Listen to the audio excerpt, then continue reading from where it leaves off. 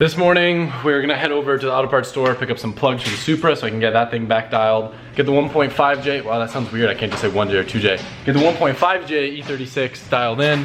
Should be a fun day. Bro, what are you doing to my bumper? Butting it up. Oh my God. That actually looks kind of cool, I'm not gonna lie. So this is where the oil cooler is gonna be. Need some airflow. I like the design, man. Are we gonna need to do it to match on the other side though? Maybe put a power steering cooler over there? Yeah. We'll see how this looks first though, I dig it. That's sick. Alberto's playing around. I'm gapping some plugs for the Supra. So I got the plugs out and I think I found what was resulting in our misfire. I guess this is a common thing with stock plugs or aftermarket plugs if you don't torque them correct. But the porcelain part on the plug actually like kind of broke. It's really hard to film, but if you can see it's kind of wiggling around there on the tip. So very common problem I guess with BMW stuff. So we're gonna put some new NGK ones in that are supposed to hold up a little bit better, but it's really important that we torque them to the... We're going to 17 foot-pounds, kind of hard for me to film and do it at the same time, but you can just trust me. Click, click, click, click. I know visibly it looks like a rat's nest, but it's actually an extremely easy car to work on. Also something I wanted to mention too, I know I've already explained this in a previous video, but a lot of people keep on telling me to do what Papadakis is doing with his B58, but the thing that you guys have to understand, that is a race car. If I do the same thing, my car would be basically rendered useless as a street car. I can't go standalone, I want to keep all the factory stuff working in the car. And yeah, he does have an aftermarket intake manifold that was designed and works, but I'd have to switch to a front mount intercooler and cut up the stock bumper to make everything fit. It'd become a nightmare where I rather just wait till an aftermarket company comes out with a water to air plenum, which I know is coming. Unfortunately, you know, we may crack another one in the meantime, but that's just kind of one of the things we're limited on. I don't want to turn this car into a race car. I just want to keep it as simple as I possibly can. Let's see if she misfires now.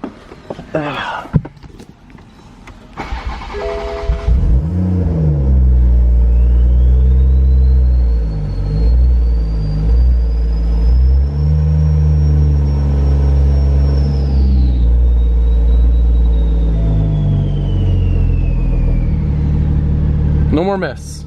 Now that we have all this extra quarantine and chill time with the E36, I'm finally focused on trying to make it prettier.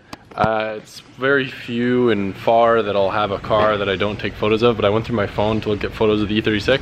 I've taken none just because I'm, for lack of a better word, appalled at how ugly it's been. So today I'm gonna lower the rear a little bit. I'm swapping, playing around with some springs. I'm gonna lose a little bit of travel, but I think the aesthetics will make it worth it. I'm gonna put the trim on. I know you guys wanna see it black, but for now, at least trim is better than no trim. So I'm probably going to just adhesive the one on the door. I'm gonna put those in. I've got new spring clips and then just hopefully make it look cool again. So today, Alberto's been finishing up the exhaust.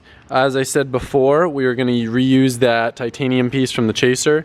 Me and Alberto are both a little bit concerned that it might sound a little bit deeper and have some weird sounds because it goes from... It wouldn't be as bad as this guy because it's not 3 to 4, just 3 to 3.5. So this section back here kind of might make some weird resonance, but it looks way cooler than having no tip. And when this thing spits little fireballs, now you'll be able to see it.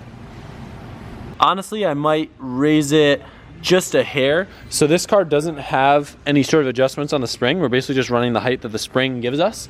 So I could add these spring pads and that might give us an extra couple mil. So that is something I might play around with later.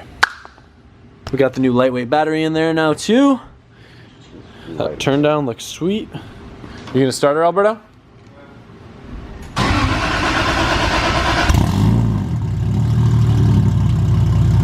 It's still missing a hanger, so you'll see it move around a bit.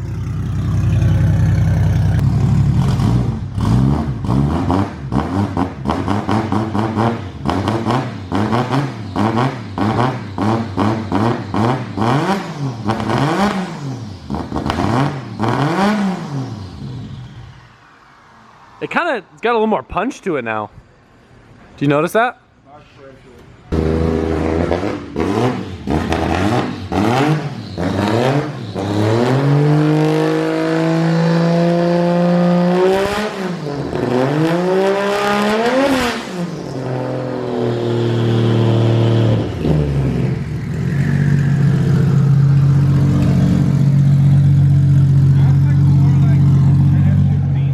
Yeah, it does have a little bit of deep rasp to it now.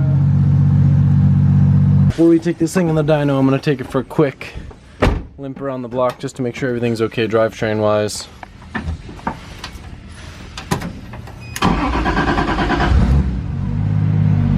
with super light throttle, I can feel a huge difference with a 3-liter bottom end. The turbo finally has the response that I wanted in the first place, where it's spooling at 2 grand. This thing is gonna be really fun.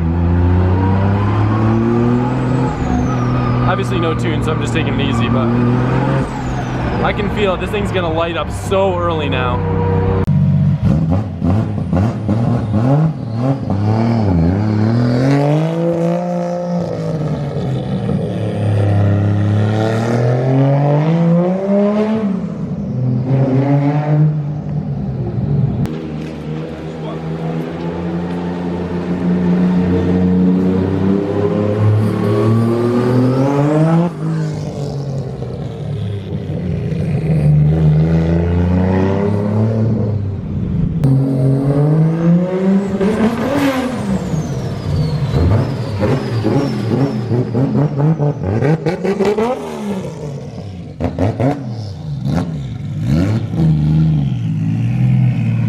While we've been doing E36 stuff, we're gonna go check in on Princess and her brothers. What's going on here? He said I'm gonna go check on Princess and her brother. Oh, you heard that? Oh yeah, did you tell him why I'm kicked out here? You're kicked out? Because of the Mustang comment. He's making me work outside now in the Florida heat. She's been here for the past 3 days working on her car. I won't let her anywhere near the shop. Yeah, just for saying that a Mustang's a Mustang, you know?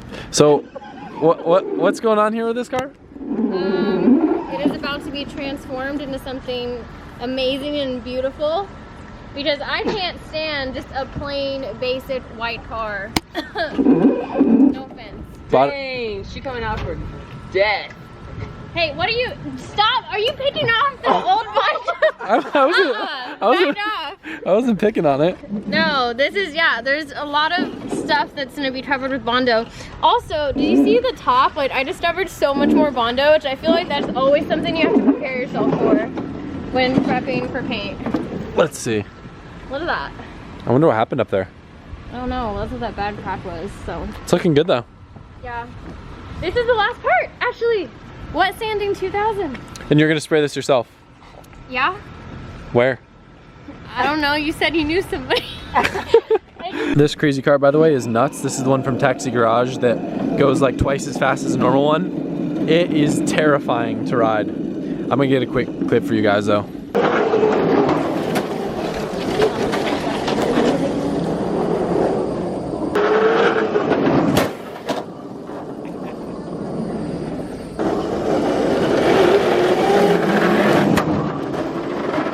I'm super happy with this thing. I do think I lowered it a little bit too much in the rear, so I think I'm gonna go back to the other longer springs. To be honest, the car didn't have a spacer in the rear, so I think that's why it looked so high, and then I put the spacer on and lowered it, and now it's just a bit too much. I don't really like the idea of sacrificing stroke, but I started putting trim on, and then it started falling off, so I gotta come up with some other way to do it. Maybe I'll just cut all the stupid little tabs out, and I'll just adhesive it on with some double-sided tape. Alberto, is that how you did yours, just double-sided tape? What? Your trim? Glue? Wow. Yeah, it just keeps falling off, so I don't know what I'm gonna do. Comment below if you have any suggestions. I will say I'm super happy with this thing though. I knew it was gonna spool a little bit better, but I didn't realize it was gonna be that drastic of a difference. It feels so good now that it makes me think the old engine had something catastrophically wrong with it. If you guys remember too, the manifold is super colored, the exhaust is super colored. It almost seemed like there was something really weird with that engine, maybe timing related, I don't know.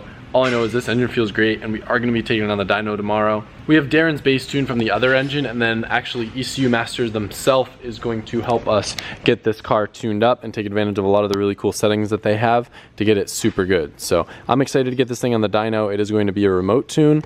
Just a reminder, it isn't going to make any more power. We're limited by the turbo, but hopefully we'll make more power sooner and have a broader power band, even though we won't be able to rev it up. Even though we won't be able to rev out. Even though we won't be able to rivet, even though we won't be able to rev as high. Pump for Alberto as well. He's been doing some secret 2J stuff for his 2J. All the Jay-Z's up in here. This is just a disclaimer since I didn't mention in yesterday's video, and it was brought to my attention that it might be something that shows up in the comments. If you notice underneath my eye, If I was cool, I'd be like, yo, you should see the other guy, but I'm letting you guys know that is what happens when you say rotaries suck. Yeah. Sorry, I'm getting a call. I gotta take this. Wow. Yo, thanks for the comic relief, bro. What do you mean? I told a joke and I needed an out, and you just gave me an out, bro. Thanks. Oh, you're welcome, dude. I'm glad I'm funny. All right, give me the news. How bad is my AC? So he is fairly confident that what you did already should fix it. It just might take a little bit longer. What he wants you to do is turn the system to off. That's what I did. It's not blowing cold air. I did that all yesterday, James. Did you turn the fan on? Yeah, but I'm telling you, the fans don't seem like they're working. I don't have fans, James. Okay. This is the problem. No. I need fans. You don't have like ceiling fans. You do need ceiling fans. Can we try calling fans only? Would they be able to help? Fansonly.com? Yeah. Yeah, I think so. I haven't driven this thing in so long with an exhaust on it. It's crazy. All you hear is turbo noise. It's been quite the team viewer morning. We've got a million things going on. Chris from ECU Master has been super helpful with the E36, and we did some remote stuff with the car in the air to try to get it dialed and save some time on the dyno, which we're about to head to. Been doing some super stuff too, trying to get that thing more dialed in. Now I'm about to load this thing up, take a quick log before she goes in the trailer.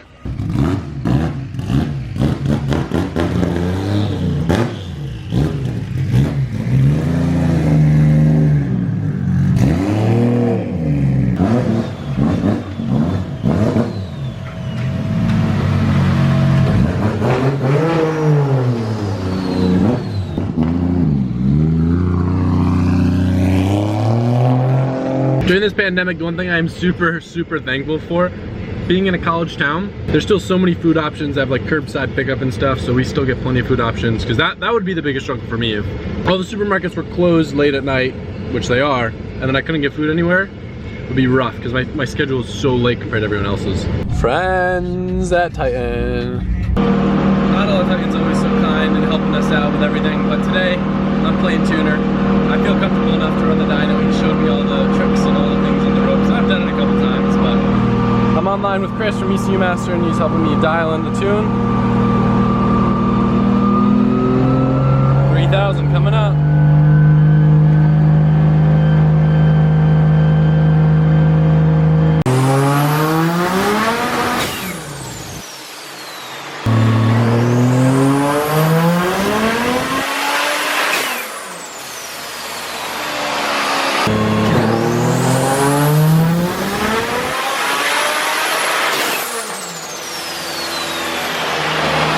We're making 446 horsepower and 394 pounds of torque at spring pressure. They are doing right now is they're smoothing out the power curve, so they're making sure all the fuel tables are right, timing is all very smooth with a 3-liter bottom end.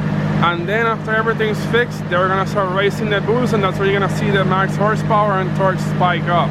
Adam tells me the motor right now is so happy that it's making 15 pounds of boost at like not even 3,000 RPM, so it's like really boost happy.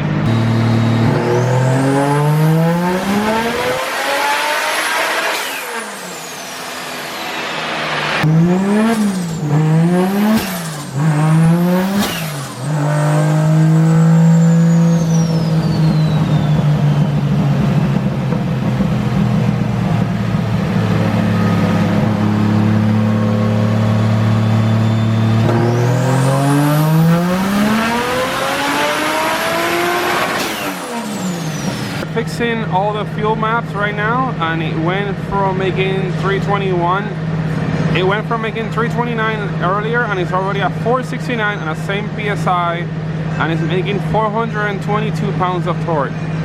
Check out the right here, the red line. So this nice little red line going over the other one, so nice, and it peaks all the way over here. Adam was complaining he was hot, so I got him his own little turbo fan. Are you still hot? Oh, that means he's okay. Okay. Can't even keep his cap on.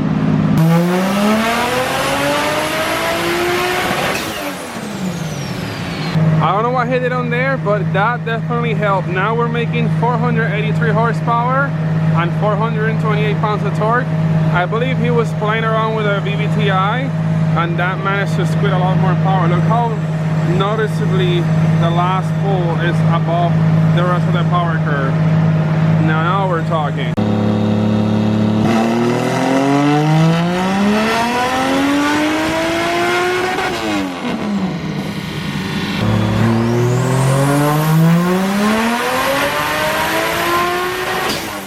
Tells me that they started to raise the boost now. This time it made 539 horsepower and 473 pounds of torque.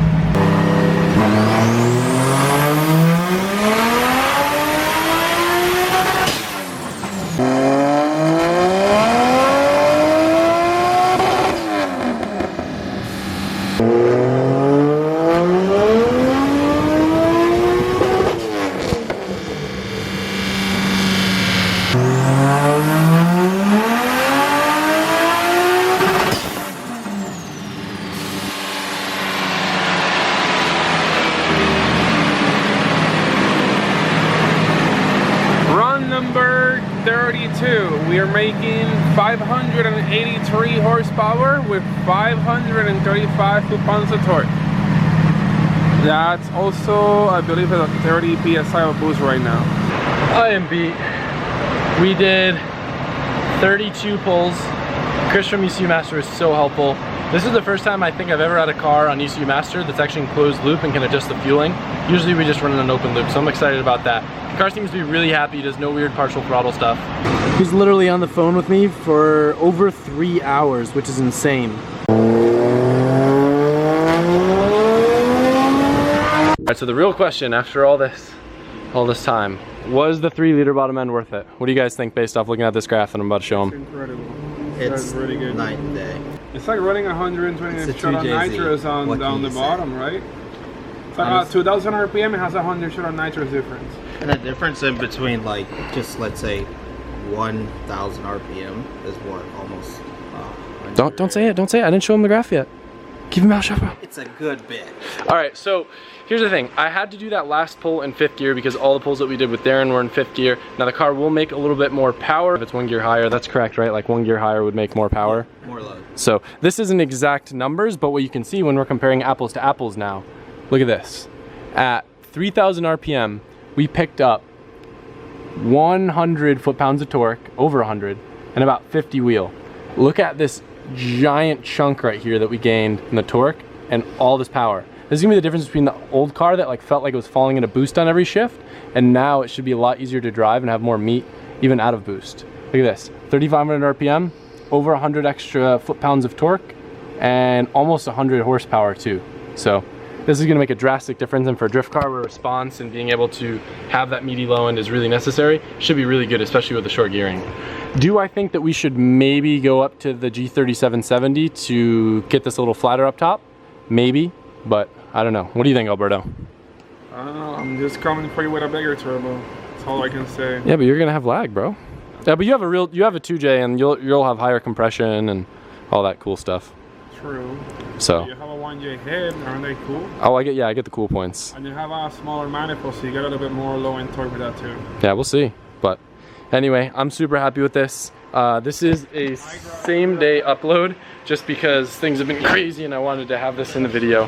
But I have to give a massive shout out to the guys for doing such a quick turnaround on this. I'm excited to hopefully test it soon. OSW is closed down because of all the stuff going on, so I don't know where I'm gonna test it, but as always, I'm super appreciative of ECU Masters and all the support I got on getting this car dialed in. Darren made it a lot easier when he did that base map on the other car, so today we were just able to do some tweaks, get it dialed in. The guys at Titan are always super kind. Let me play pretend tuner today. I hope you guys enjoy this video. It's been a lot of fun. If you noticed too, we do have some new merch coming. I've been like kind of teasing on Instagram and stuff. It's going to be live tomorrow, Friday, probably Friday afternoon, evening. I'll post on Twitter, Instagram, whatever. We got some cool new hats, some pink hoodies, some other shirts, and maybe long sleeves dropping, but I'll post more info on all my social media. Hope you guys enjoyed it. I'm swamped. I need to go take a shower or hop in a pool or something. Probably all the pools are closed, huh? But I'm excited to get this thing back on the road and take her for some rips.